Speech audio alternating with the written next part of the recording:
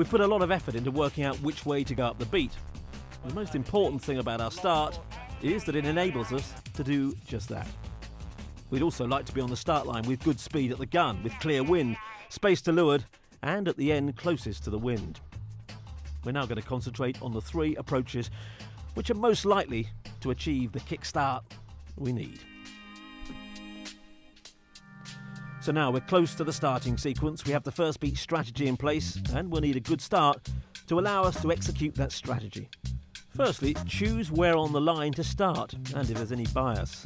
It's likely there'll be a rush to start at the favoured end. It's time to decide.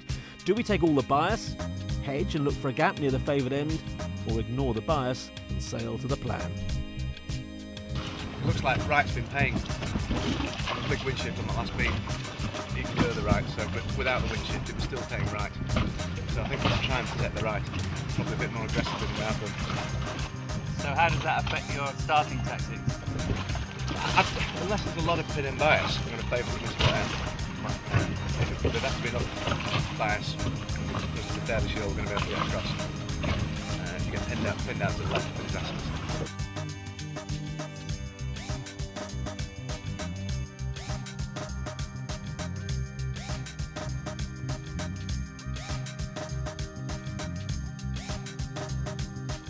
Unless you feel super confident of nailing the best start at the favoured end, it's often worth compromising slightly and starting towards the favoured end, but away from the bunch. It's much better to find a clear lane and be able to sail off the start line fast than being buried or fouled right at the favoured end. Then it comes down to hitting the line with speed on the start gun, and key to this is to get a transit with a feature on the land or an anchored boat, or something similar, so you can see where you are on the line, and just as importantly, how far away you are with a minute to go. It's usually easier to recognise transits that are 10 boat lengths, 5 boat lengths behind the line, and 1 transit which is dead on. The transits act like white lines on the water. If the transit is behind the pin, the boat is behind the line. If not, they're advanced. Being comfortable in the boat and knowing how to slow down, speed up, hold station, slide sideways and sail backwards are all techniques that can come in handy as the seconds to the start count down. To slow down, luff, ease the sails, even hold the boom out. To hold station, steer the boat using body weight and sails, just keeping enough forward way to stop the foils stalling, which will let the boat slide sideways. To accelerate, pull the bow off the wind with the jib, then heel the boat to leeward, sheet in on the main, pulling the boat upright, and the helm feels the rudder start to bite. There are 3 basic approaches to the start line. For the port approach, sail down the line on port tack towards the chosen spot. Once the fleet has started to line up, identify a gap, tack into it, aiming to end up close below the next boat, but with a gap to leeward.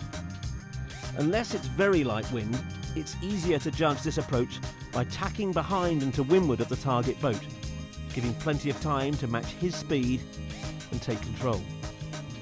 For the hook, we reach down behind the fleet on starboard, again looking for a gap, and hook around the transom of our target, achieving exactly the same position.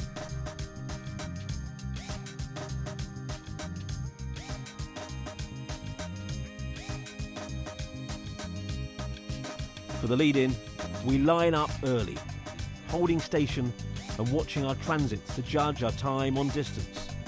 The only defence we have against the port tacker or the hooker is to bear away with minimum acceleration, to minimise the gap, and then use the speed to scoop back up to windward into the holding position. With luck, the other boat will see our aggressive defence and look for an easier gap. One person on the boat must be judging the line, one calling the time, one watching the other boats. If our positioning's perfect, we can begin the acceleration with 20 seconds to go, hitting the line at maximum speed on the gun. More commonly, we go as soon as we're confident we're not over, or at the same time as the boats around us. So long as we preserve the gap to leeward, we'll be able to convert that space into speed and get our nose out in front. Starting is a complex process that combines boat handling skill, timing, judgment and nerve. But here are a few essentials from the experts. See it, so mate.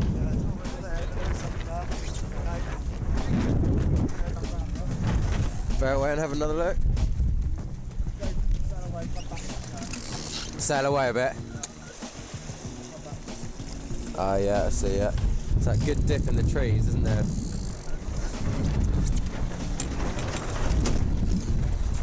So you go bow down, mate.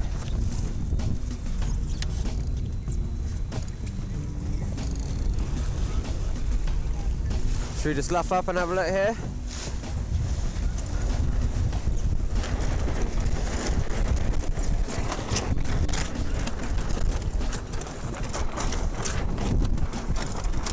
There's possibly a little bit of boat bias on it, but the wind is in its right mode at the moment, shift-wise we think. So we don't want to start to the right of all the boats, and also there's a lot of current taking you up towards the committee boat, so there's going to be a bit of a log jam up on the starboard ley line for the committee boat. So we're thinking that we want to stay below that as well. So we're looking to start at the upper third of the line, probably just below the bunch that's going to be having a bit of a melee on the starboard lay into the start line. How long, mate?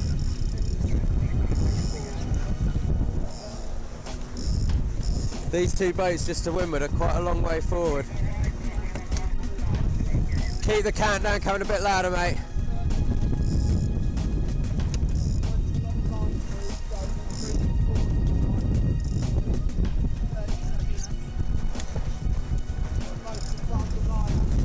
Bow up, jib on, bow up. Bit of a squeeze, mate. Bit of a squeeze, yeah, we're almost going here. Everybody else is going.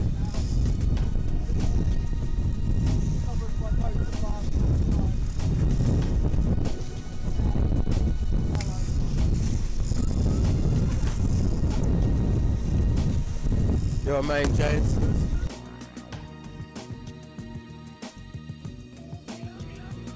In the pre-start, keep the boat moving at all times. If the boat slows up too much, the foils will just stall and the boat will just continue to go sideways. In our normal boat, we can hover pretty slowly on the start line in our conventional dinghy and stuff, but how long do we have to keep the boat trucking in the pre-start, or can we stop and hover and accelerate quickly, or how quickly do the foils grip, basically? They take a while. If you stop the boat dead and sheet on, it will just go sideways. Right. And the only way of stopping it go sideways is to let the sails out, put the bow down, and get it going. Yeah. So I reckon.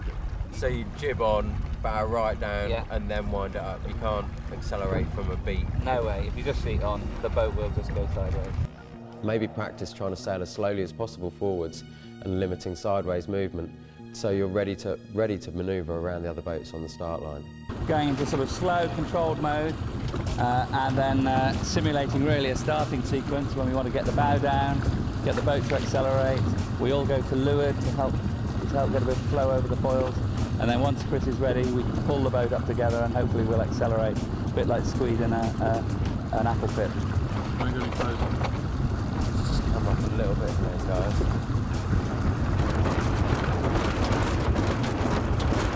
Okay, ready to go? Yeah. Okay, a bit of jib on there, mate. Bow's going down. Let's give it a bit more aggressive fluid heel here. Okay, let's wind her up now.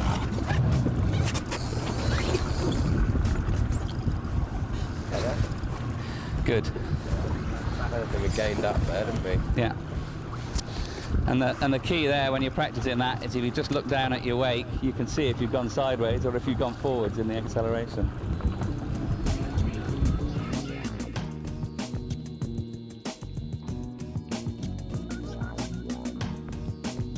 How long does it take to get the boat up to speed? Well, it probably, to get it right up to speed, it probably takes more than 30 seconds, maybe even 45 seconds. If there's big waves, even longer. Yeah. I mean, really, at the start, the most important thing is that we're going at least as fast as the boat's around. If everybody's going as slowly as they possibly can be, 15 seconds is an absolute minimum. We can position ourselves on the start so that we can start the acceleration around about then.